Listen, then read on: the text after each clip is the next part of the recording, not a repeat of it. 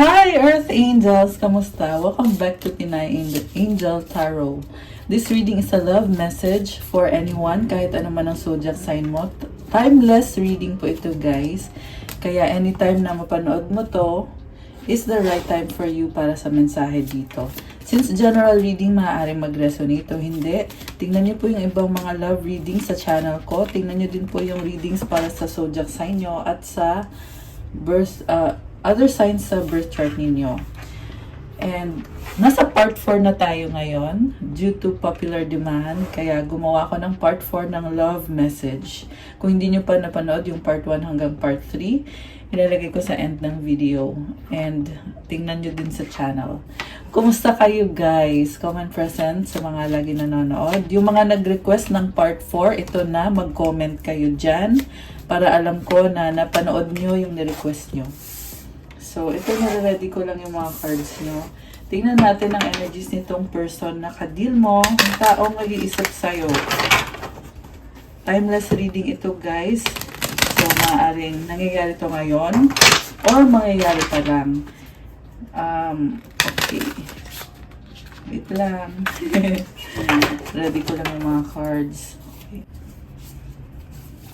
Parang ang hirap basahin ng person mo ngayon, ah. Try natin ulit.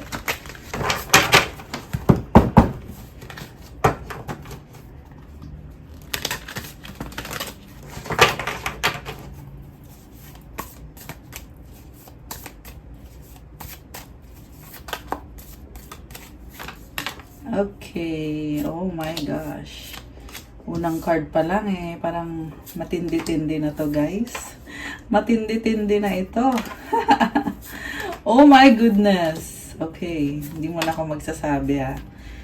Pero, nakaka-lurky. Oh my gosh! Okay, so, saka ko nasasabihin, nagugulat ako sa mga cards nyo. Ito muna. My beloved, though we may be physically apart, spiritually we are always united, for love transcends space and time, nothing is missing. Ayun naman pala, tunay na mahal ka nitong person mo. Iniisip ka niya ngayon.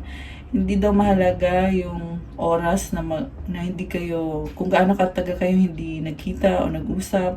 Hindi rin mahalaga kung gaano kayo kalayo. Kasi yung spirit nyo ay connected. You are one with this person. Reflection, give each other some space at the moment. Trust and have faith that all will work out for the best. Magtiwala, ayan yung pinaka-main na mensahe dito, is to trust at magkaroon ng faith.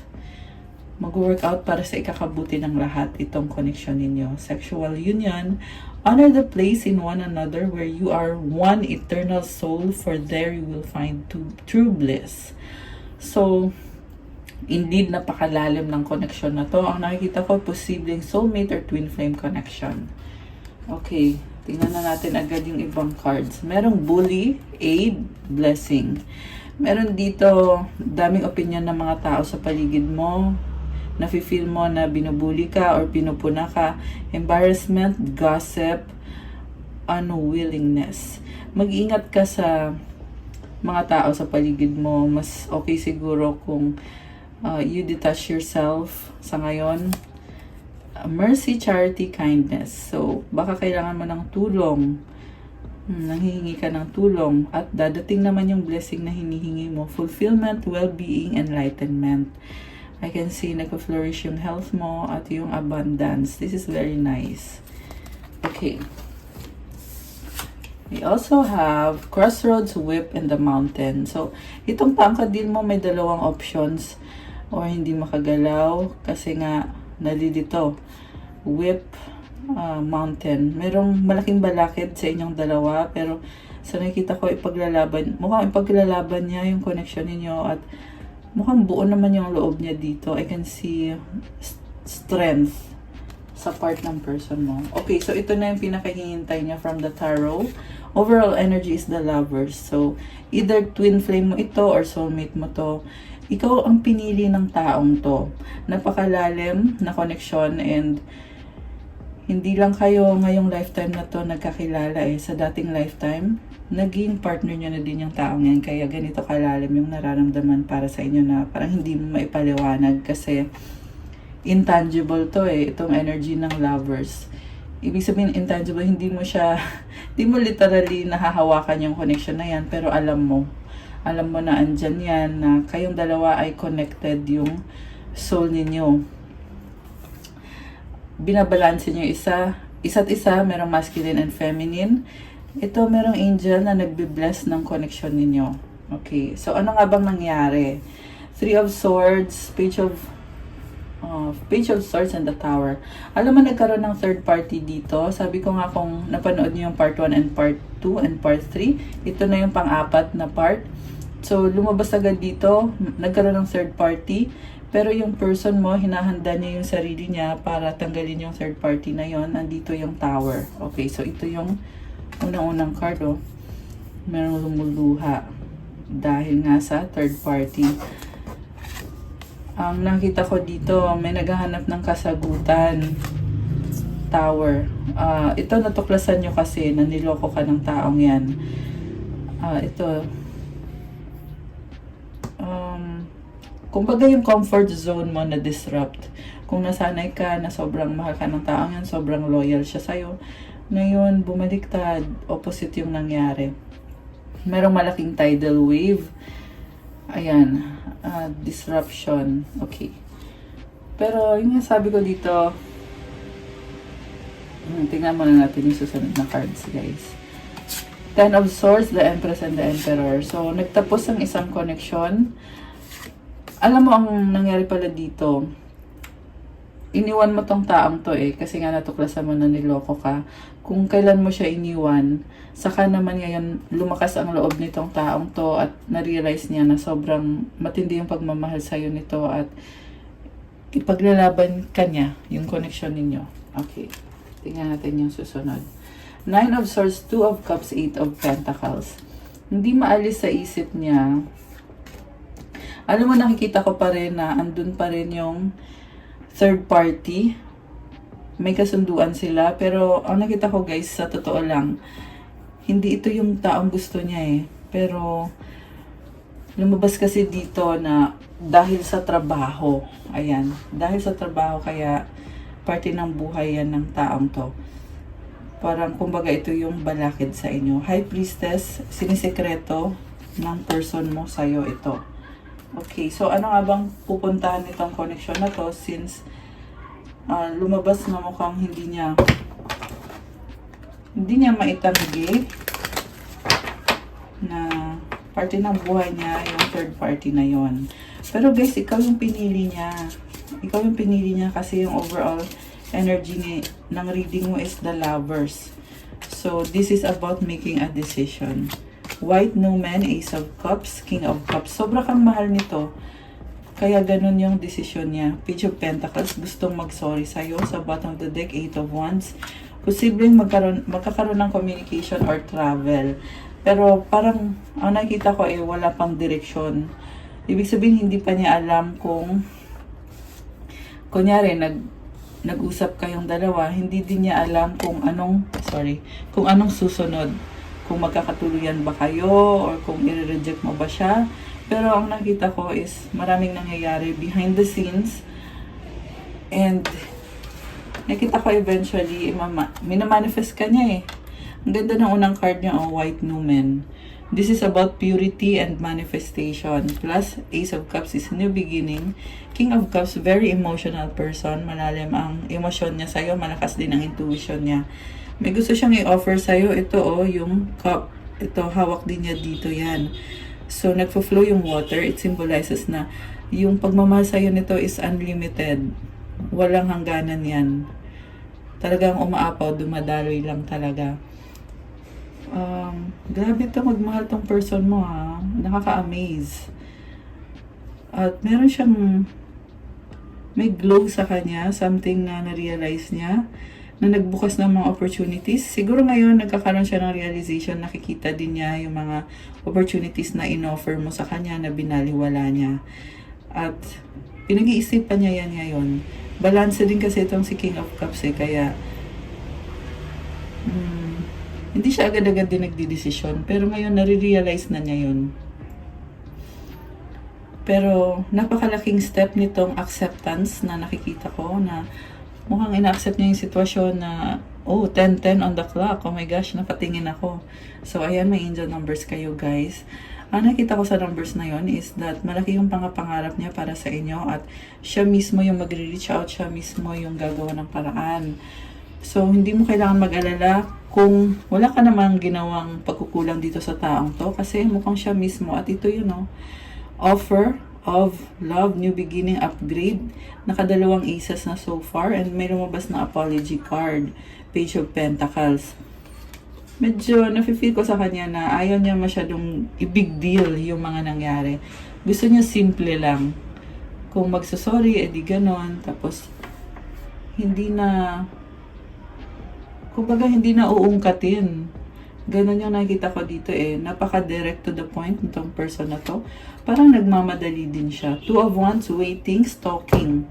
Nasistress siya kakahintay. Posibleng hinihintay niya mag-message ka sa kanya. Nakita ko din dito matindi attraction sa'yo nito. Merong temptation.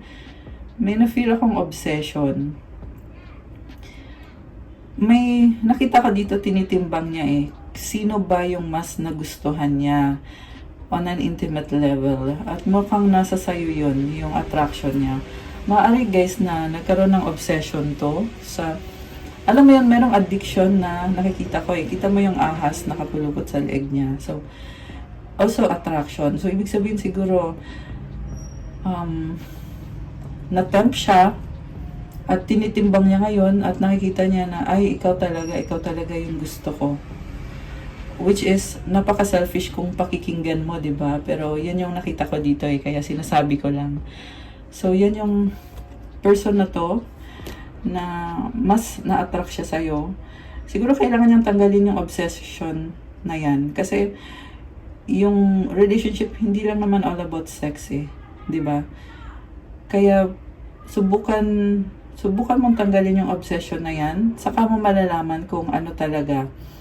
Kung pagmamahal ba talaga yan. Kahit walang, alam mo yon, kahit hindi, kung tanggalin yung lust. Ang controversial ng topic natin. Okay, next card is the Chariot, 3 of Pentacles, and the Tower. So, ito na nga, i-overcome niya yung obstacles dahil nga sa ikaw na yung napili niya. More on attraction yung nakikita ko sa totoo lang. Although lumabas din naman dito na may agreement kayo, may partnership, 3 of Pentacles. You rely on each other, sinusuportahan nyo isa't isa. The Tower, merong pagsubok na matindi-tindi. Kaya, ayun yung tinatry niya i-overcome dito sa the Chariot na energy. Mag-ingat ka lang dyan sa person na yan, guys. Kasi pabugso-bugso siya eh. So, bibiglain ka nito na parang sasabihin niya sa'yo, sobra kitang mahal. Kumbaga, ila-love bombing ka niya na papakita niya sa'yo na ganun ka kahalaga sa kanya. Ang tanong, anong susunod? 'Di ba? Kasi nakita ko dito parang suspicious yung person mo eh. Kasi bakit bigla na lang ganon? 'Di ba? Nanggaling dun sa pag-cheat or sa pangloloko, tapos biglang parang susugod yung energy. Or baka nga siguro nagbabalak na sugulin ka, puntahan ka, bibiglain ka. Okay. Tingnan pa natin. 10 of Wands, 5 of Cups. Oh my gosh. 9 of Wands. Kasi napakatindi ng panghihinayang niya, burden siya, kaya kailangan kanya. Mukhang marami tong mga problems. Hindi na din ito first time na nangyari sa kanya na dahil sa bisyo niya or sa addiction niya ay nagkaroon siya ng love problems. Oo, love ka naman niya. May lover's card siya eh. Oo, kasi kanina very lustful yung lumabas na cards, ano.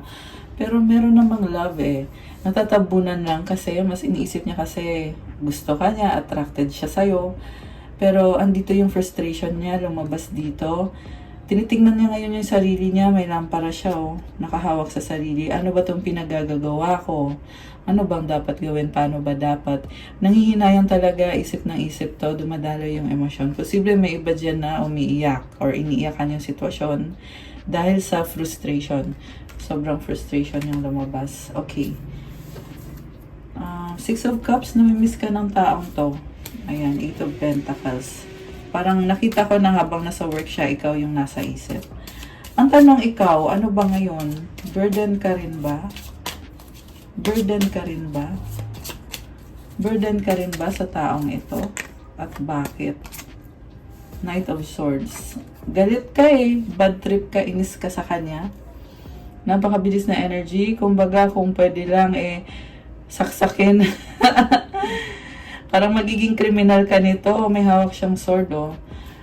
So, napakabilis din ang energy mo. So, kung gaano kabilis yung pagpasok niya, ganun din kabilis yung pag-retaliate mo or yung pagganti mo sa kanya or pagsagot mo sa kanya.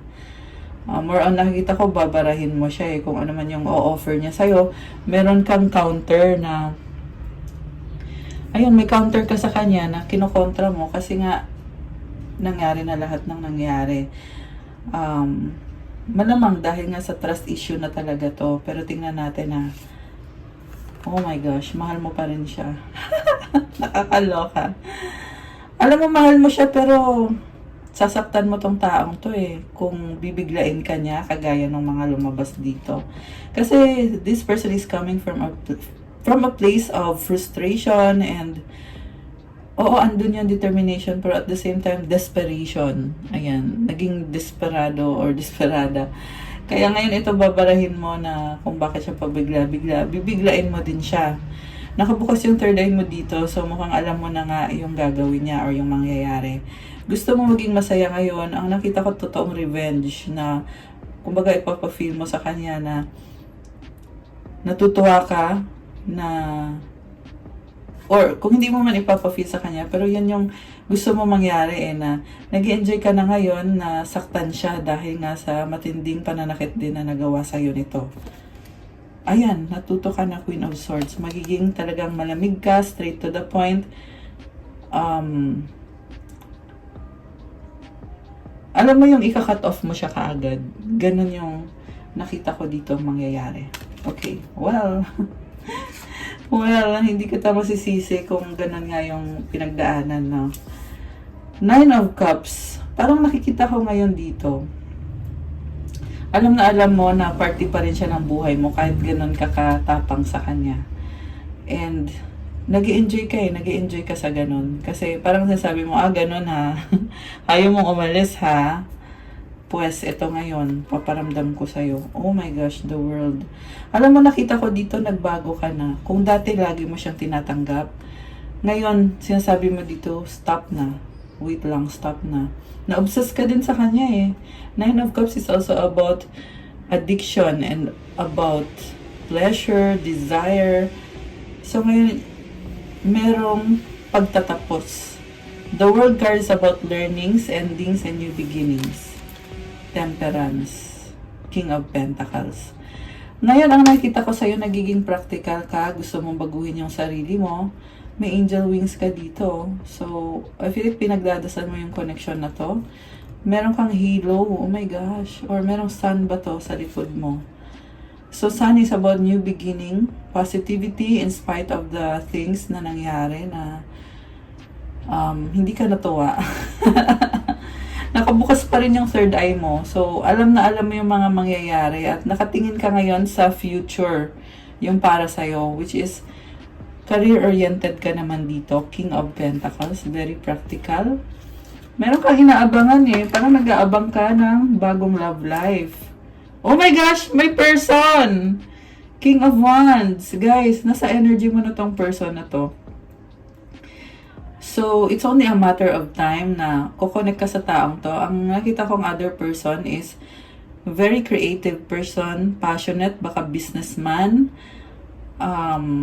fire sign, Aries, Sagittarius, although this can be any sign. And, itong person na to mukhang naghahanap talaga na magiging partner niya na, alam mo yun, magkakasundo na kung magkikita man kayo o mag-uusap man kayo nitong taong to, sasabihin niya sa'yo, girl, ito yung offer ko sa'yo, tatanggapin mo ba? Kasi kung tatanggapin mo, edi tayo na, mag-partner na tayo. Ayan, merong ganyang offer sa'yo. Okay? So, ibig sabihin, it's a matter of choice kung babalik ka pa dun sa sinara mong chapter or kung okay ka na dito.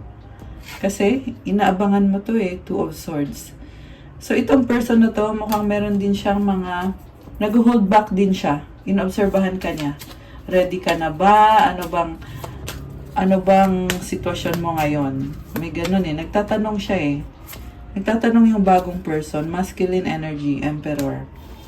So, liligawan ka nito, paglalaban ka nitong bagong person na to. Ayan, judgment. Bagong offer, bagong simula, new energies, pero malaking desisyon ang kailangan gawin. So, this will totally change your life. Ayan. So, ayun, ito nire-reveal sa atin ngayon na may bagong person. Oh my gosh, guys. 10 of Cups. Magbibigay ng wish fulfillment. Parang feel mo na family mo to, feel mo na twin flame mo to, or soulmate mo tong taong to. Malaki ang chance na twin flame mo to kasi Emperor is masculine energy. So, ibig sabihin, you are on the feminine. Kasi, sila yung mag-twin. Okay. Merong problema. Ano kaya to? 3 of Swords. The Death. Okay. Merong malaking problema dito. So, ayun. Malaking potential ninyo ng bagong person na posibleng twin flame. Posible din namang soulmate. Pero for some reason, posible kasi na makikilala mo siya, tapos babalik ka ulit dun sa original na person. Kaya lumabas tong 3 of Swords tsaka yung Death. Ayan, tingnan mo. Okay, so magkakatuluyan ba kayo ng new person? Magkakatuluyan ba? 5 of Wands. Magiging third party lang siya. So, posible na dun ka nakatadhana dun sa isang person, yung nauna. 4 of Wands. May lumabas na commitment eh. So, possible na hindi ko lang alam kung saan manggagaling yung commitment. Kung sa bagong person or sa previous. Alam mo, nakita ko dito, pag nag-commit ka, hindi ka na paalisin. 22-22. Oh my gosh! 4 na 2 angel numbers. Ito may black numen, oh. So, pag tinanggap mo yung offer nitong taong to, hindi ka na niya paalisin. So, decide wisely, guys. Ayan, ang commitment yan, ang wedding. 4 of Wands, partnership, stability, Page of Cups, offer, new beginning, communication. Ayan, pag tinanggap mo tong offer ng commitment na to, hindi ka na paalisin. Ayan. Babakuran ka na ata. Tingnan natin. 3 of Wands, hinihintay ka. Okay. Hindi ko lang alam kung sino yung mag-o-offer ng commitment. Okay, baka magkakaroon ikaw ng third party. Ibig sabihin, babalik ka pa din dun sa naunang person. Oh, ito yung naunang person, oh. King of Wands, 7 of Wands. May nakita akong pagsiselos, merong boundaries. So, parang sinasabi niya sa'yo, sige, gawin mo kung ano gusto mo.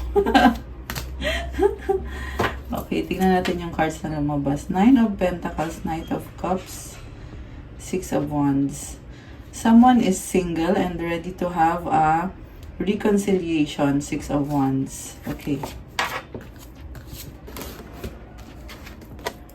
Ace of Wands, 4 of Pentacles, 10 of Swords. Attracted pa rin sa'yo yung main person. Nag-hold on talaga. Nag-hold on talaga. Parang, ang tagal na niya nag-hold on. Ayan, tagal na niyang kumakapit sa connection niyo. So, may possibility na ihintayin ka niya, magsiselos, masistress, at hindi na mag-work out or wala na ding pupuntahan yung connection nyo. 2 of Cups. Parang sinasabi niya dito, sige, gawin mo na lang. Ikaw bahala kung anong desisyon mo. Wala naman akong magagawa. Okay. So, parang roller coaster ride, no? Na kahit gaanong iwas mo, hahabulin ka. Tapos ngayon, iwas ka pa rin. Makakahanap ka ng bago. Tapos, babalik ka dun. Tapos, ngayon ang nangyari magsiselos na. Ngayon yung unang person, magiging third party yung pangalawa. Tapos, ngayon, hahayaan ka na lang nitong person na to. Alam mo, very pure yung pagmamahal niya sa'yo. Kahit ganun yung nangyari sa inyo na parang hindi nag-workout eh. Or, nawala ng trust. So, either lang yun, naghiwalay kayo kasi talagang wala na talaga. Or, kayo pa rin pero wala na yung trust. Ayan. Kasi hindi naman kanya i-give up ng ganun-ganun lang. Kasi nga ikaw nga yung lover niya eh. Six of Pentacles. Oh my gosh. Guys, alam mo nakikita ko dito, talagang kayong dalawa, may something talaga sa inyo. Itong si The Lovers. Gemini energy or sama na may Gemini sa chart. Although this can be any sign. Malakas din dito ang Libra, Taurus, Aries, Pisces, ano pa? Air sign, Gemini, Libra, Aquarius, Cancer, Scorpio. Yun yung mga malalakas na zodiac sign. Although kahit naman anong zodiac sign pwede. Lahat naman ng zodiac sign lumabas dito. Lalo na yung fire sign tsaka air sign. Napakadami. Marami din namang earth sign, Capricorn, Taurus, Virgo. Water sign, marami din naman. Okay.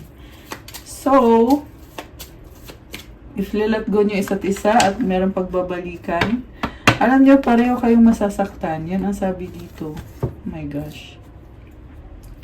Kasi nga, minamagnet kayong dalawa sa isa't isa. Diba? So, bakit mo ngayon hahayaan? Ganon yung sinasabi sa akin dito. Healing process, napakahabang healing process. Ang nakita ko dito is, pipiliin mo na lang na mag-heal kaysa ma-involve sa ganitong drama. Kasi sa totoo lang, dramatic naman talaga eh. Diba? May mga ibang taong involved eh. Six of Wands. Oh my gosh. Tatanggapin mo na lang lahat. Magician. Awareness. Uy, nalaglag yung Six of Swords. So, merong maturity. Okay, nag-reverse siya, oh. Six of Swords. So, ayun na nga, nakita ko dito yung maturity na tatanggapin mo lahat. Sabihin mo dito, sige, ganito talaga yung sitwasyon. So, edi, so be it. Parang ganun eh. Ayan, moving forward ka na. Knight of Wands, Seven of Cups, Queen of Wands. Daming options. Napakadaming options. So, oh, may tumalikod sa options. Alam mo, nakita ko eventually itong person mo, talagang tatalikuran niya yung naging third party. Kaya I feel na, ayan, oh, may Wheel of Fortune, oh, magbabago. In summary, ang nafe-feel ko is, kayo pa rin talaga. Nalilito ka lang, confused ka lang, pero you are strong. Justice. Ma-achieve yung balance and harmony sa dulo. Meron kayo nito, oh, sexual union. Hindi basta-basta tong connection na to. So, tapusin na natin ang reading na to. Ano ba ang mga gustong sabihin sa'yo nitong si The Lovers or yung si taong nag-iisip sa'yo ngayon? Anong gusto niyang sabihin sa'yo? Itong taong nag-iisip sa'yo. It was my fault but I blamed you. My life is not as together as it seems.